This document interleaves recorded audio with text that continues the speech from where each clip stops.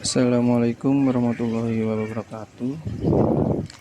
Halo semuanya, dengan saya Mudi Susilo. Di sini saya akan menjelaskan tentang stewardship theory. Apakah itu stewardship theory? Adalah harmonisasi antara pemilik modal dalam mencapai tujuan bersama, tetapi secara implisit merefleksikan bagaimana akuntansi membangun sebuah konstruk pola pemikiran dan hubungan komunikasi dengan hubungan komunikasi shareholder dan manajemen. Sedangkan menurut Raharjo tahun 2007, teori ini mengasumsikan hubungan yang kiat antara kesuksesan organisasi dengan kepuasan pemilik. Lalu ada sistem informasi manajemen daerah. Yang pertama, definisi sistem informasi manajemen daerah adalah sekumpulan hal atau kegiatan atau elemen atau subsistem yang saling bekerja sama atau yang dihubungkan dengan cara-cara tertentu sehingga membentuk satu kesatuan untuk melaksanakan suatu fungsi guna mencapai suatu tujuan. Yang kedua, ada proses sistem informasi manajemen atau SIM. Ini adalah sistem membutuhkan sebuah proses untuk menjalannya. Begitu pula sistem informasi manajemen. Ini proses manajemen didefinisikan sebagai aktivitas-aktivitas.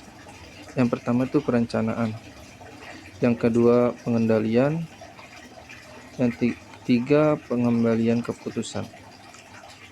Lalu yang ketiga ada definisi sistem informasi manajemen daerah atau SIMDA. Adalah suatu teknologi yang digunakan untuk mengelola data, termasuk memproses, mendapatkan, menyusun, menyimpan, dan berbagai cara untuk menghasilkan informasi yang berkualitas, yaitu informasi yang relevan, akurat, dan tepat waktu.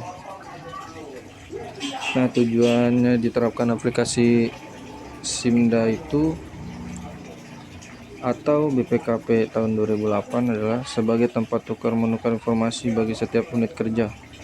Yang kedua, sebagai alat komunikasi langsung dengan menggunakan webcam bagi unit kerja penerima koneksitas jaringan SIMDA. Yang ketiga, sebagai salah satu media kontrol bagi relasi kegiatan, baik capaian fisik maupun penyerapan dananya. Lalu manfaat yang diperoleh oleh pemerintah daerah dengan menggunakan sistem aplikasi SIMDA. Yang pertama itu database terpadu. Tidak perlu input berulang-ulang data yang sama. Yang kedua, data yang sama akan tercek atau recek secara otomatis. Yang ketiga, fleksibel. Nah, SIMDA ini dapat diklarifikasikan dalam 3 tingkat atau BPKP tahun 2008, yaitu sistem informasi eksekutif sebagai pendukung pimpinan daerah dalam mengambil keputusan dan penerapan kebijakan. Yang kedua, ada sistem informasi fungsional bagi para pimpinan dinas atau badan atau lembaga. Yang ketiga, sistem informasi operasional sebagai penunjang tugas pokok masing-masing. Lalu yang selanjutnya ada aplikasi sistem informasi manajemen SIMDA. Adalah suatu program aplikasi yang ditujukan untuk membantu pemerintah daerah dalam mengelola keuangan daerahnya, dimulai dari anggaran, penataan usaha, hingga akuntansi dan pelaporannya. Nah, di sini juga ada perkembangan SIMDA. SIMDA mengalami 4 tahapan. Yang pertama, SIMDA versi 1.0 merupakan sistem pengelolaan keuangan yang pertama kali diterapkan oleh BPKP. Yang kedua, SIMDA versi 2.0 merupakan penyempurnaan dari versi sebelumnya akibat adanya perubahan dan penambahan acuan peraturan yang mendasarinya. Yang ketiga, ada SIMDA versi 2.0 merupakan sistem informasi versi paling update yang telah berhasil berkembang oleh BPKP.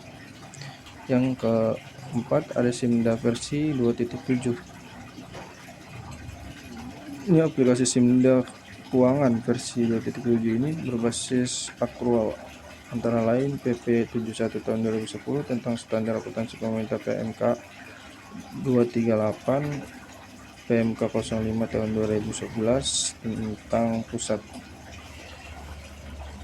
Lalu selanjutnya ada integrasi organisasi. Nah, di sini menurut Siswanto dalam buku pengantar manajemen organisasi dalam arti statistik adalah skema bentuk bagan yang menunjukkan hubungan di antara fungsi serta otoritas dan tanggung jawab yang berhubungan satu sama lain dari individu yang diberi tugas atau tanggung jawab atas setiap fungsi yang bersangkutan.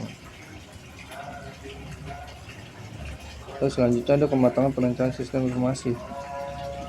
Yang di sini menurut Candarin dan Indranto tahun 1997, konsep kematangan teknologi informasi digunakan untuk menentukan sejauh mana manajer menggunakan sistem informasi berbasis komputer dalam penerapan. Nih, dengan model kematangan manajemen dapat mengidentifikasikan hal sebagai berikut. Yang pertama, kinerja aktual dari perusahaan. Yang kedua, status industri saat ini. Yang ketiga, target perbandingan bagi perusahaan. Yang terakhir, arah pengembangan yang diperlukan dari as, is menjadi to be. Lalu selanjutnya kerangka pemikiran. Nah, kerangka pemikiran ini teori yang saling berhubungan satu sama lain terhadap berbagai faktor yang telah diidentifikasi sebagai masalah yang penting. Lalu yang selanjutnya bangunan hipotesis. Bangunan hipotesis ini menurut Sugiono tahun 2009 merupakan jawaban sementara terhadap rumusan masalah penelitian. Oleh karena itu, rumusan masalah penelitian biasanya dalam bentuk kalimat pertanyaan.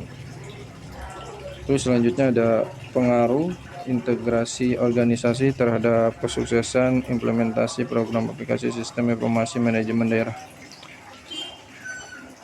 Ini adalah kualitas kolaborasi yang ada di antara departemen yang diperlukan untuk mencapai kesatuan usaha dengan lingkungan yang ada. Ya, sekian yang saya bisa jelaskan. Kurang lebihnya mohon maaf. Assalamualaikum warahmatullahi wabarakatuh.